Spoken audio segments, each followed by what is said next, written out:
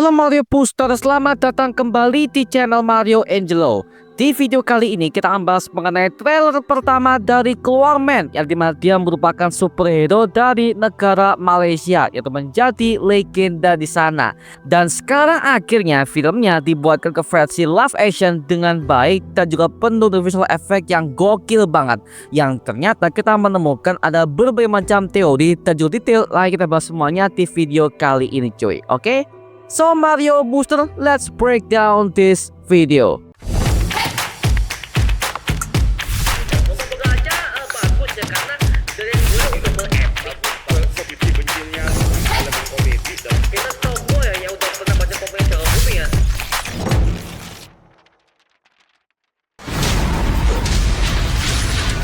Kita mula dengan benda pertama yang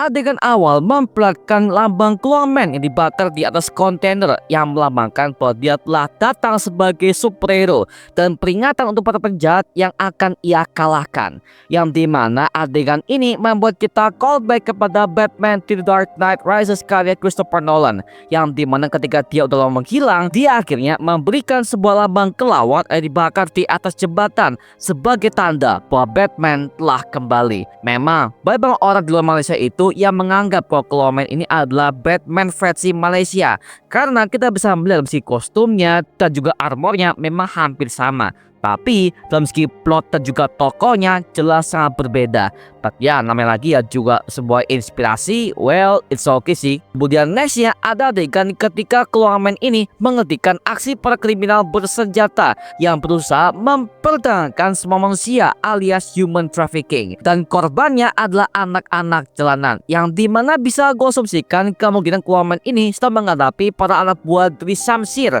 yang merupakan film utama dari film Aquaman yang satu ini, yang akhirnya tampil di versi trailer pertamanya, yang dikenal sebagai pembunuh bayaran kelas profesional. Bahkan polisi aja hampir nggak bisa menangkapnya selama bertahun-tahun lamanya. Dan ketika Aquaman datang, dia sempat membentangkan jubahnya seperti sayap kelawar, yang dimana adegan ini membuat kita callback kepada adegan Batman di film The Dark Knight karya Christopher Nolan tahun 2008 silam. Lalu kita beralih kepada adegan Burhan, yang merupakan alter ego utama dari Aquaman yang dirawat di rumah sakit jiwa Tumpoy, yang dimana akhirnya dia dirawat oleh dokter yang bernama Dr. Malini.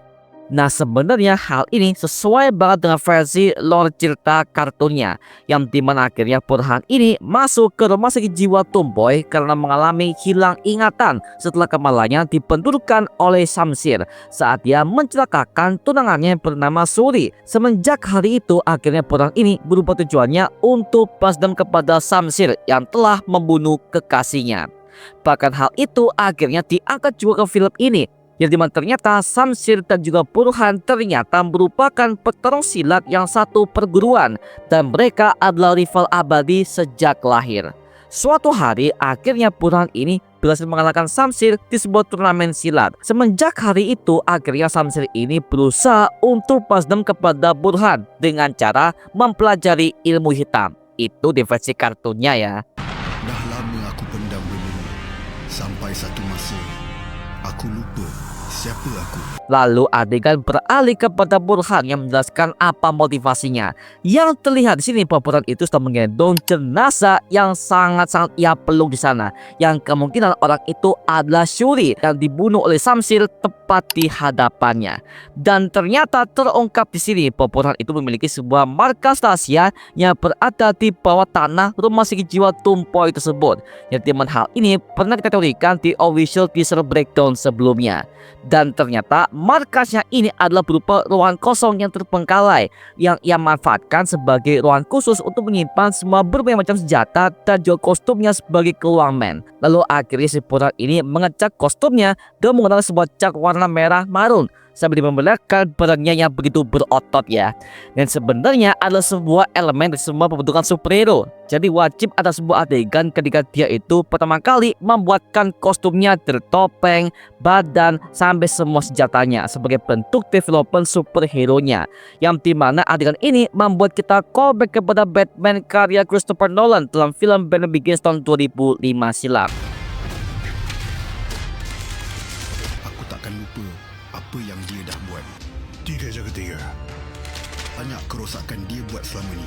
Kemudian nextnya ada sebuah adegan ketika Burhan ini menghajar beberapa orang yang sepertinya dia berhasil kabur dari rumah sakit jiwa Tumpoy tersebut karena dia masih pakai baju tahanannya. Dan orang-orang yang ia lawan ini merupakan adalah anak buah Samsir yang dimana mereka juga pakai topeng balaklava di wajah mereka. Bisa kita lihat skillnya Burhan ini sangat perfect banget, dan skill pukulannya, tendangannya, bahkan cara dia bertarung, ini adalah orang yang sangat terlatih banget dalam sebuah dunia persilatan ya.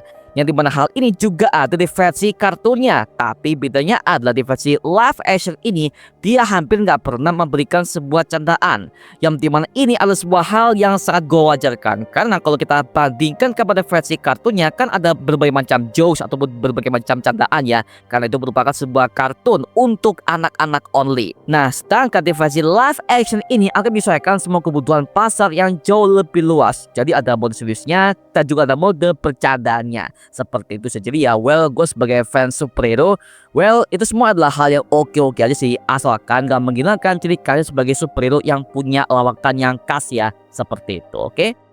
Dan juga ada penamakan Inspektur Sahab yang juga mengalahkan para gebong kriminal yang membawa sama berbagai macam senapan AK-47 yang sepertinya dia berada di sebuah resto Haji Geni, yang dimana di versi teasernya resto itu langsung hancur karena pertarungan Samsir dan juga keluarmen di resto tersebut. Kemudian nextnya ada adegan flashback yang akan berbeda dari versi kartunnya, yang dimana Burhan dan juga Samsir ini terlihat belajar menggunakan senapan AK-47. Jadi hal ini bisa kita asumsikan kemungkinan dulunya mereka berdua itu adalah sahabat dekat dari perguruan silat yang sama, sampai pada akhirnya mereka ini menjadi mercenary alias pembunuh bayaran bersama sebagai seorang sahabat dekat ya. Jadi kemungkinan dalam segi asumsinya juga agak berbeda dari versi plot cerita kartunnya. Well, hal ini cukup wajar banget sih, karena mengingat film ini adalah sebuah film untuk semua orang. Jadi ya, dalam segi tema dan juga dalam segi tema plot cerita juga agak dibuat berbeda dari versi kartunnya dulu. Well, it's okay sih ya. Tapi sepertinya Samsir di versi live action ini tidak akan pakai ilmu hitam, karena segi vibe-nya saja tidak ada nuansa mistis sama sekali.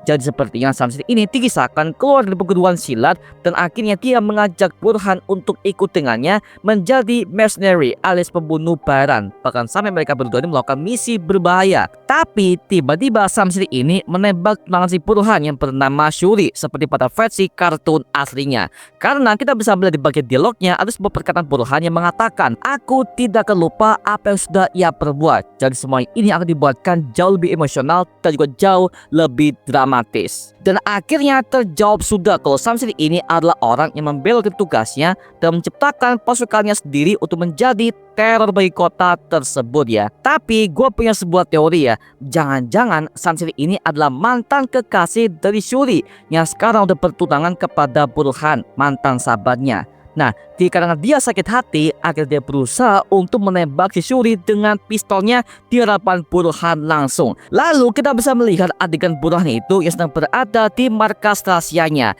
yang dimana ternyata ada begitu banyak lemari di bagian sebelah kiri dan juga sebelah kanannya, yang dimana hal ini bisa kita asumsikan kalau kedua lemari ini adalah sebuah stok kostum keluarmen. Jadi kostumnya akan ada berbagai macam stok cadangan yang ia buat kalau saja kostumnya mengalami kerusakan yang parah seperti itu ya. Dah banyak kerosakan dia buat selama ni. Kerja kurang ni dapat Syamsir. Semua orang ingat kau dah mati, Burhan. Kau dapat peluang start balik. Masa untuk awak putuskan siapa awak sebenarnya. Dan juga kita menemukan ada dialog dari Inspektur Sahab yang mengatakan kalau mereka akan memanfaatkan keluarmen ini sebagai pion untuk mendapatkan Samsir. Jadi intinya Inspektur Sahab sebagai kepala polisi, dia sepertinya sudah menambahkan sebuah pola kalau setiap kali keluarmen beraksi, Samsir pasti ada di sana. Jadi intinya si Inspektur Sahab ini menugaskan kepada semua para anak buahnya untuk mengutamakan keluarmen sebagai ancaman bisa menjadi kesempatan untuk mendapatkan Samsir sebagai tokoh antagonisnya. Berarti bisa kita asumsikan kalau Samsir ini ternyata untuk menjadi buronan paling internasional di negara Malaysia. Bahkan sampai kepolisian pun hampir nggak bisa menangkapnya karena dia merupakan sebuah black ops terlatih dan juga seorang pembunuh bayaran yang paling terkenal sepanjang masa. Waduh, makin berbahaya juga ya. Yang dimana hal ini membuat kita callback kepada kisah Batman, yang dimana ketika Batman pertama kali muncul di kota Gotham, Jim Gordon merupakan leader kepolisian kota Gotham itu akhirnya berusaha untuk menangkapnya. Tapi pada akhirnya Batman dan juga Jim Gordon ini bisa berkolaborasi untuk melindungi kota Gotham dari ancaman para kriminal yang sangat berbahaya. Kemudian nextnya ada beberapa anggota kepolisian yang menyergap tempat itu. Nah, mungkin saja para polisi ini ada koneksi juga dengan polisi Evo, yang dimana franchise itu merupakan sebuah franchise kepolisian yang berdiri duluan di Astro Show Studio, yang untuk menjadi satu universe dengan kisah Aquaman yang satu ini. Jadi mungkin saja di film Aquaman ini akan ada beberapa anggota cameo dari tokoh-tokoh di polisi Evo yang tampil di film ini sebagai bala bantuan untuk menangkap Aquaman dan juga Samsir. Kemudian nextnya ada adegan Aquaman yang melihat cakrawala kota di negara Malaysia, yang dimana adegan ini membuat kita callback kepada gamenya Batman Arkham Series, yang dimana Batman ini sering mantau kota Gotham dengan cara yang mirip seperti ini ya, seperti itu. Kemudian nextnya ada adegan montage antara Aquaman dan juga Samsir yang bertarung satu sama lain, dan akhirnya Samsir berkata, semua orang yang kau kenal semuanya sudah mati, yang dimana jelas ini mengarah kepada si Suri yang dibunuh oleh Samsir sebelum Burhan menjadi Aquaman di rumah sakit jiwa Tumpoy tersebut. Dan juga kita bisa melihat bagaimana fighting skill dari Samsir yang ternyata lebih terlatih dan juga lebih profesional, yang dimana ini berbeda banget dengan versi kartunnya, yang dimana di versi kartunnya Samsir ini selalu memakai sebuah senjata pisau di tangannya. Tapi di versi live action ini gerakannya jauh lebih profesional dan juga jauh lebih terlatih sebagai pembunuh bayaran dan juga sebagai petarung silat yang sangat angkuh banget. Kemudian nextnya ada perkataan wanita, ya sepertinya suara ini adalah suara dari si Shuri yang memberikan sebuah semangat kepada Aquaman untuk terus bertarung dan menunjukkan siapa jati dirinya yang sebenarnya. Kemudian nextnya ada sebuah adegan di tengah hujan dan terlihat bahwa Samsir ini mengeluarkan sebuah senjata pisau di balik kedua tangannya, yang dimana teknis seperti ini udah sangat umum di film bertemakan agen rahasia ataupun pembunuh bayaran, yang dimana hal ini membuat kita callback kepada gamenya Assassin's Creed seperti itu ya. Lalu akhirnya Burhan ini mengatakan, aku adalah Burhan, aku adalah Aquaman, sambil dia bersiap untuk bertarung dengan kemampuannya sebagai petarung silat yang paling handal dan juga tidak terkalahkan. Yang dimana sepertinya ini akan ada di bagian act ketiga alias di bagian momen endingnya, mungkin ya seperti itu.